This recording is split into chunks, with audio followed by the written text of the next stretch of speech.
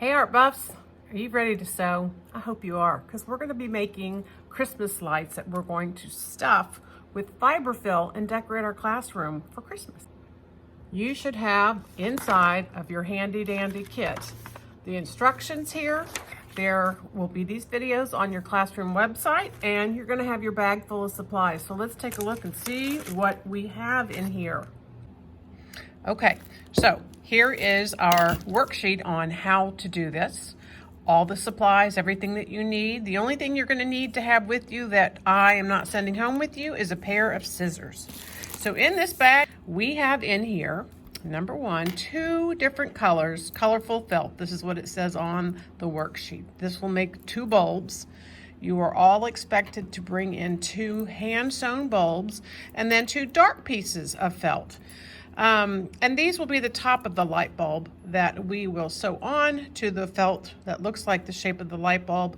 And then we will also give it a little hanging preparation there so that we can take our wonderful yarn back in the classroom and run it through all of our light bulbs and hang them for some Christmas cheer. So we have the felt. We have your set of pins and a craft needle right here. Most of you are just going to get 4 pins, straight pins. That's all that you need. I do require that you return the straight pins and the sewing needle. Alrighty, you can return everything back in your bag. You don't have to return the scraps that you've cut away. As a matter of fact, it's very important to keep a clean work surface. The last thing you're going to have in your bag is a little bit of fiberfill. It may be too much. Really and truly, your little light bulb won't even need this much. All right, you're going to see this green background so that you can see very clearly what I am doing. And if we take a look at our first steps, you're going to see that we are going to cut out the pattern above. Here they are. You don't have to cut it out perfectly. I'm just going to cut out a rough that. Ready. Make sure you don't cut off the top of it like I just did because you need your pattern. Okay, and so what I do is I will take this and I will pin this onto 2 aligned pieces of felt. And aligned means that they are lined up perfectly. Okay, there we go. I'm going to hold them in my left hand, and then I'm going to put this over it, and I might even hold it up to the light. I don't know if you can see that, just to make sure that everything on the back side is being covered so that every bit of that light bulb will have felt underneath there. That feels good. Down here at the bottom, I think I could go up just a smidge, so I'm going to do that. And then I'm going to take one of my straight pins. This may take 2. But if you look here, all right, to secure anything with this straight pin, you go down through it, back on the other side, and then you push it back up through the fabric, the paper, whatever it is. Now it's secure, it's not gonna budge. But the bottom might shift a little bit when you're cutting, so I always like to do 2. Let me make sure that the bottom of my bulb is gonna be on there. Because when you are cutting out your pattern, on the felt, you want to cut on this line. Don't cut and leave an edge. No, that's not going to fit. Don't cut within. Alrighty, do it on the edge. So it's a good thing to make sure that your straight pins are not on the line here. Alrighty, you're going to cut out your pattern. Alright, the next thing it says is to take out your straight pins. Remove the paper, but keep your bulbs aligned. All right, notice that they are lined up. You could take time now to inspect, and I see I have a couple of edges that aren't so red hot. So I'm gonna round it out just a little, right here like that, and put my pins back in. Do that to the green base as well, and then we're gonna learn how to thread the needle. Well, it should be April Fool's Day because, surprise, I've already cut it out to the exact size that you need. If you look right here, it's just about perfect. Alrighty, so that's about the way we will get started. All right, let's clear all this stuff out of the way so we can learn how to thread that needle. Now your needle might be a little bit smaller than this one here, so I'm going to give myself what you all have. Put that there. Okay, this is a craft needle. The eye on it is much bigger than on a standard regular needle.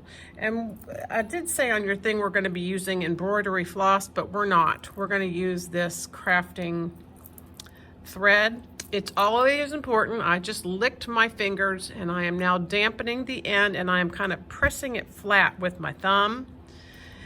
And if my old eyes can do this, then that means your young eyes can do this. Hopefully you all can see.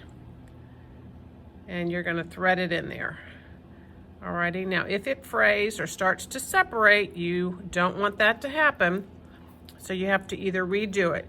You can, if you have a very tattered or frayed looking edge, you can cut a new crisp edge on there. Dampen that. And thread it through. Whoops. I need to make sure all of those 4 plies are in there because it will separate it. Okay. All right, so it's a long length of yarn, but that's okay. Let's learn how to tie a knot. We're going to take the end of this necklace type, and that's what I call it because this will hang like a necklace, that needle. At the end of it, we're going to make a loop around your middle finger. All righty, let me do it again. Just have it right there, and I make a loop around my middle finger. I'm going to take this tail and put it right there on the top of my finger and push it through so that it will create a knot. Alrighty, and I'll pull it about like that. Now, if we're gonna be a nice and tidy craft person, we're gonna snip off that tail so it won't stick out. And we're going to find the beginning of our ornament. All right, so here's our ornament. If we look at our sheet here,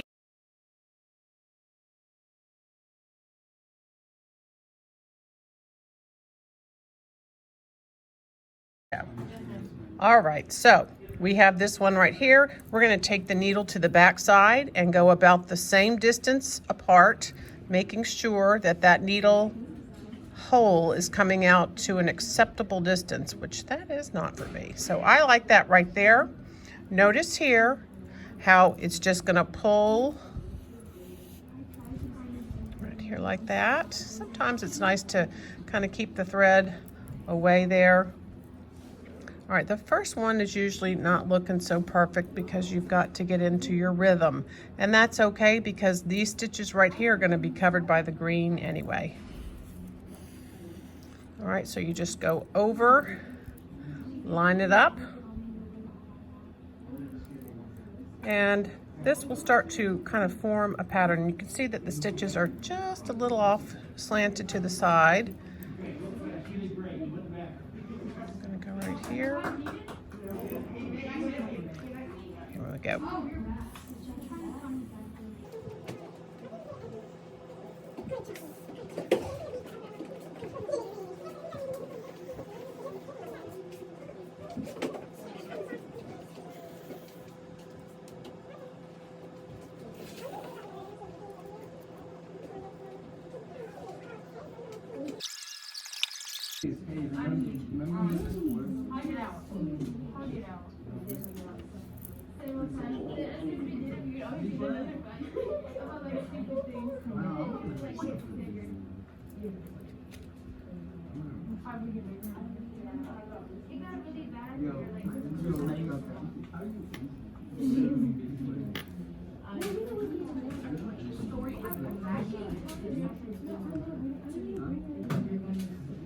If I tell you, you find out. You drink these things.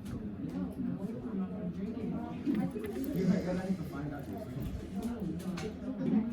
One kid.